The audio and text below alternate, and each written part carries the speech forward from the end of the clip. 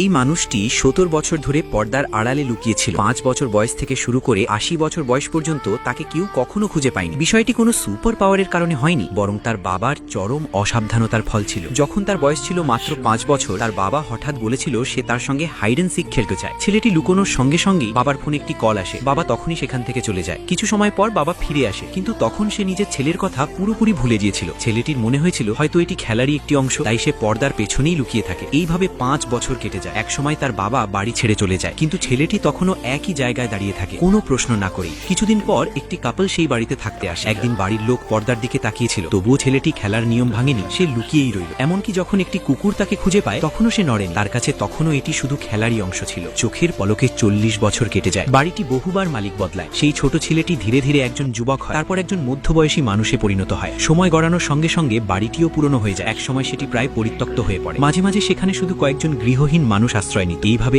আরো ৩০ বছর কেটে যায়। সে কখনো তার বাবার জন্য অপেক্ষা করেনি, বরং সে অপেক্ষা করছিল একটি বুলডোজারের জন্য। অবশেষে বাড়িটি ভেঙে ফেলা হয়। চারপাশ ভেঙে পড়লেও সেই মানুষটি পর্দার পেছনে দাঁড়িয়েই থাকে, কোনো নড়াচড়া ছাড়াই। সে সেখানেই দাঁড়িয়েছিল যতক্ষণ না ডেভেলপার একটি কথা বলেছিল।